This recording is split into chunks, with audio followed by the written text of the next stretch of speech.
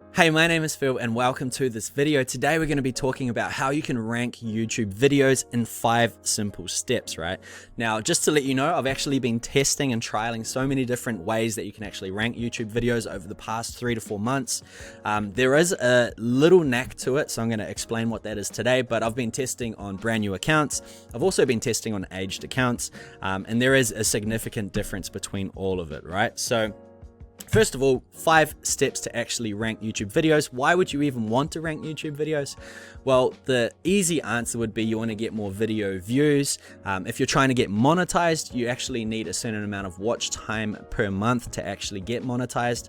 I know they're actually going to be running ads on top of every video on YouTube soon, so you might as well get monetized so you can make some money off the back of that. But the third reason, and the most important, I believe, is actually so you can drive traffic to your online business or your business in general. Now, I personally use this so I can generate traffic for my online business, and in fact, in this last month, it's absolutely crazy to think about. One video alone is making more than $1,000 per month, and it's an affiliate offer as well, and that's after I get my affiliate commission. So I'll leave a link in the description about that, and I'll talk about that in another video. It's a very, very exciting thing for me personally, but hopefully it excites you as well because it's a very cool skill to have. So let's talk about it. 5 simple steps for ranking your YouTube videos. Now, the first step is going to be keyword research. Now, if you have heard of keyword research before, basically the easiest way to visualize it is every time you go into the YouTube search engine and you type in a phrase, it could be something like how to groom your cat, right? How to groom your cat. That's actually a keyword. Now, it is 5 separate words, but it's put together to create what's called a keyword. And this keyword is significant to the order that these words actually put together, and that's what you have to understand when doing keyword research. Now, when you're doing keyword research, you have to use tools either like Google Keyword Planner, which isn't very accurate, but it is free if you wanted to try it out. I've actually shot an entire video about keyword research. I'll link it at the top here so you can check that out if you want. I go really in depth with keyword research, but basically the result you're trying to find is keyword phrases or keyword search terms that have low competition, which means not many people are creating videos about this topic, but it's getting some search volume, right? So if you have 10 people searching a video that's got like 100 people have already created videos about, you know, it's going to be super hard to get right at the top, right? But if you had 1,000 people per month searching for a term that's only got 10 videos, it's on the flip side, it's going to be much easier to rank, right? So keep that in mind, because the smaller the competition is basically the easier it's going to be, as long as it's got enough search traffic. So that's keyword research. Once again, if you want to go super in depth, I show you step by step how you can do it. I'll leave a link in the description, and I'll also leave a little taggy thing at the top so you can go check that out. So that's step 1, keyword research. Now, step 2, YouTube SEO. Now, if you don't know what SEO means, it's search engine optimization.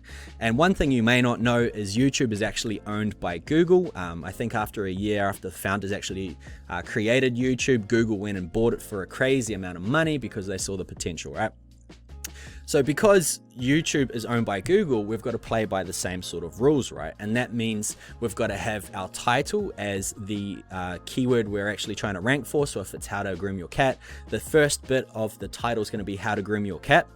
And then we want to have what's called a supporting keyword, which is sort of like a clickbait type thing, right? It could be like 20 easy steps, or, you know, 5 cool designs, or, you know, something like that, which sort of gives people a good incentive to click on it, right? So that's the first part, is the title.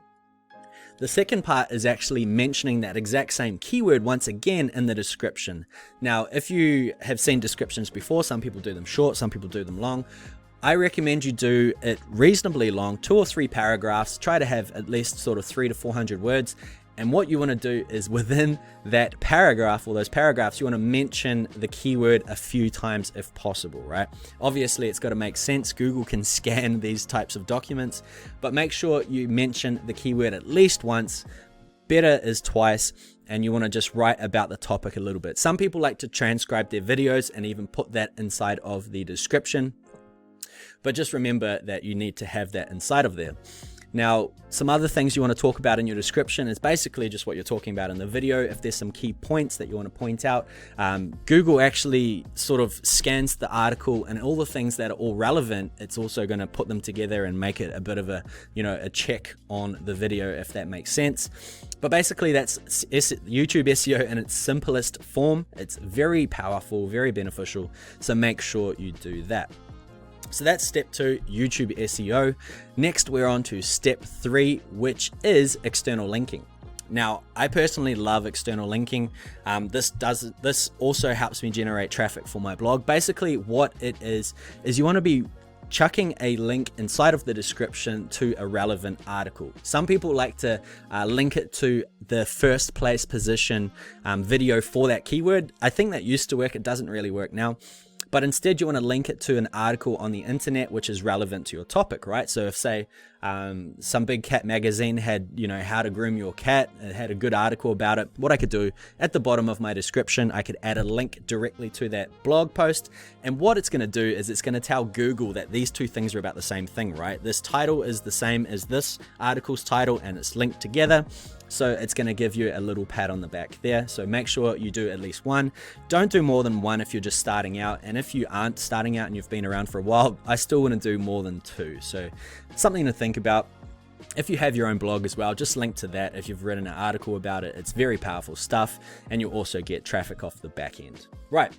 So that's step 3, external linking. Step 4 is social signals. Now, what is social signals? Well, it's actually quite simple. So if you have ever posted a video on YouTube, once you've actually posted it, it's going to bring up a big share button, right? It's got like, I think 10 different networks on there that you can share it.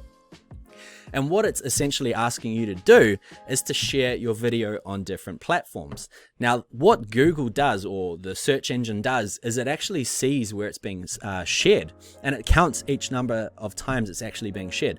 So let's pretend I shot a video, I shared it on Facebook and I shared it on Twitter. It's really cool. YouTube can see that, that's cool. But imagine if another 10 people started sharing it, or 20 people started sharing it, right? What it's going to tell YouTube is, hey, this stuff's going like viral, or it's getting a lot of attention. Maybe it's good, so it's going to start bumping it up because the platform wants people to watch its videos and stay on there, right?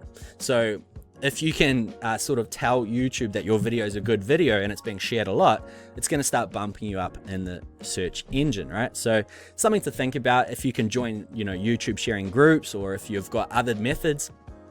I've actually created a free ebook that you can download called the YouTube Ranking Blueprint. I've left that in the description as well, and I go into depth about different ways you can actually share your videos without having to, ask friends to share it and all that sort of stuff. Because a lot of the time people can't share it, more than a couple of times, if that makes sense. So make sure you check that out. It's a very, very good resource. And that's step 4, social signals. The more you can share, the better. Basically, the more exposure you're going to get. Now, finally, the last one, step 5. This is a bit of a tricky one, but it's called user retention.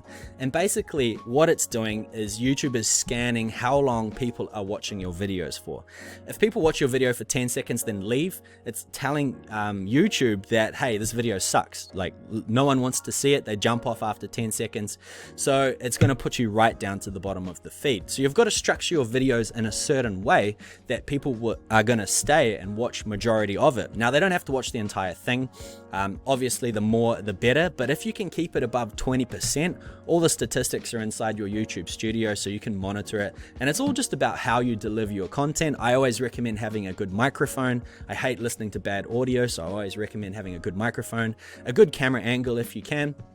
And then what you want to do is something like, as soon as you start your video, you want to reiterate why people are there. If this video you're watching right now is how you can rank videos on YouTube, so you're probably, as soon as I said that, you're like, okay, I'm in the right place instead of on the wrong video. And then you just want to talk about the content. Obviously, don't let it all out within the first 20 seconds or else they're going to leave, but just spread it out in a nice format so they can digest it easily. And then always ask for calls to action, which I'm going to do at the end of this video, like and subscribe. It's a very powerful tool to have those as well. But that's basically it. You want people to stay as long as possible. The longer you can keep them on the video, the higher you're going to rank. It's actually the most powerful part of it. So the first 4 steps are getting you ranked on top of YouTube to start with. And then number 5, which is user retention, that's going to keep you at the top, right? And that's only done with practice as well. There's no sort of shortcut to getting that. It's just with practice you'll get better at it. So that's basically it, guys. That's the 5 steps for ranking your YouTube videos. This is what I'm doing all the time right now, and it's helping me rank loads of videos. I'll even put some screenshots and stuff around this video so you can see, but it's super powerful. It can make you a lot of money if you're using good strategies. Make sure you check out the links in the description as well. There's some really good resources. But that's pretty much it, guys. I hope you've enjoyed this video.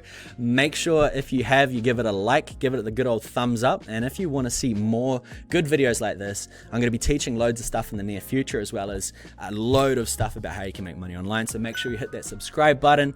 I'll be very stoked to see those come in. And that's it, guys. That's it from me. I hope you've enjoyed this video, and I'll see you on the next one.